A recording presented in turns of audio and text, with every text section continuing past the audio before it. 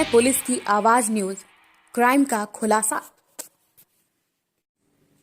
नमस्कार, स्वागत है आप सभी का। आप देख रहे हैं पुलिस की आवाज न्यूज और मैं हूं आपके साथ शालिनी पाठक। चलिए नजर डालते हैं इस वक्त की बड़ी खबर पर।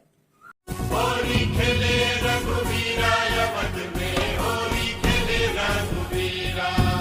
होलिया में उड़ा रे गुलाल, कयो रे मंगे जड़ सहा। मैं थाना प्रभारी कोसी कला प्रमोद पवार दूर दराज से आए हुए सभी श्रद्धालुओं से निवेदन करता हूं कि कोविड-19 से बचने के लिए आप सभी सोशल डिस्टेंस का पालन करें और साथ ही साथ अपने चेहरे पर मास्क लगाएं, जिससे कोविड-19 जैसी बीमारी से बचा जा सके। के साथ साथ आसपास के सभी व्यक्तियों से अनुरोध है कि सभी टीकाकरण कराएं, जिससे कोविड-19 हम पर भारी ना हो और हम इससे बच सके। धन्यवाद। जेल से रची हत्या की साजिश कराई, अभिरक्षा में हत्या, सिपाही सहित 3 घायल।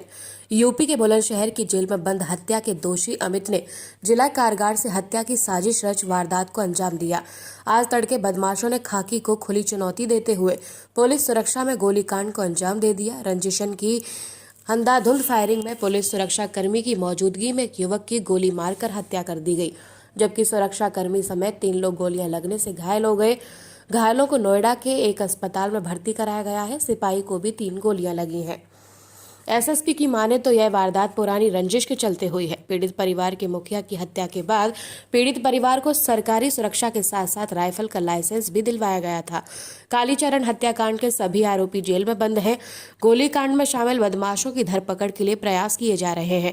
एसएसपी के दावे भले ही कुछ भी हो, लेकिन पुलिस की सुरक्षा में इतना बड़ा गोलीकांड होना दर्शाता है कि यूपी में कानून व्यवस्था लाचार है। बुलंदशहर के एसएसपी की माने तो वारदात की साजिश जिला जेल से रचकर अंजाम दिया गया।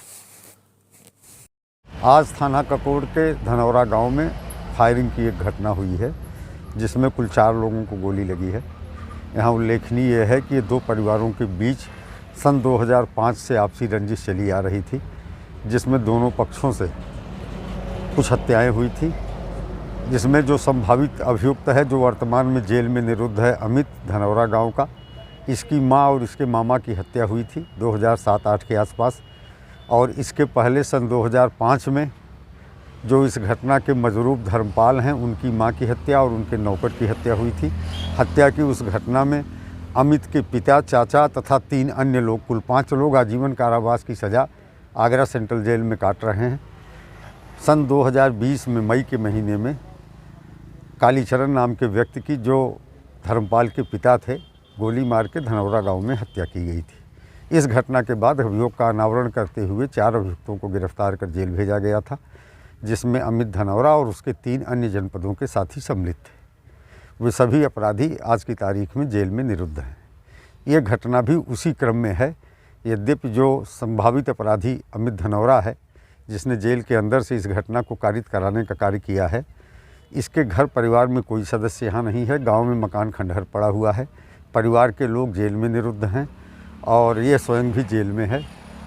पुलिस पूरी गहनता के साथ प्रकरण की छानबीन कर रही है। आज जो घटना से संबंधित मजरूम हैं धर्मपाल, इनको पुलिस के द्वारा सुरक्षा के लिए एक सरकारी गनर उपलब्ध कराया गया था अपने गनर के साथ, तथा इन्हें भी कुछ दिन पहले ही लाइसेंस राइफल का दिलाया गया था। घर में एक रिवॉल्वर का लाइसेंस दिलाया गया था।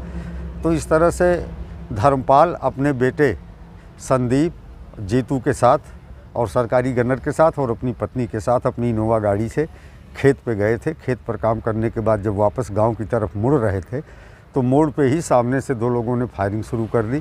पुलिस का जो गनर था, उसने भी बहुत बहादुरी का परिचय देते हुए फायरिंग किया, जिसकी वजह से बदमाश मौके से भाग गए। उन्हें गोली लगी या नहीं, ये स्पष्ट नहीं हो सका है। और गनर को भी गोली लगी है, लेकिन उसकी स्थिति बिल्कुल सामान्य बताई जा रही है। मैं मौके पर भी गया था, देख के नोएडा से आया हूँ, जहाँ वो सामान्य कंडीशन में है। धर्मपाल गंभीर अवस्था में है, उनका इलाज नोएडा के चिकित्सालय में चल रहा है। इस घटना में धर्मपाल के पुत्र संदीप की सिर में गोली लगने की वजह से मृत्यु हो चुकी है। पूरे प्रकरण पे 4 टीमें बना करके संभावित अभियुक्तों की गिरफ्तारी के लिए प्रयास किए जा रहे हैं।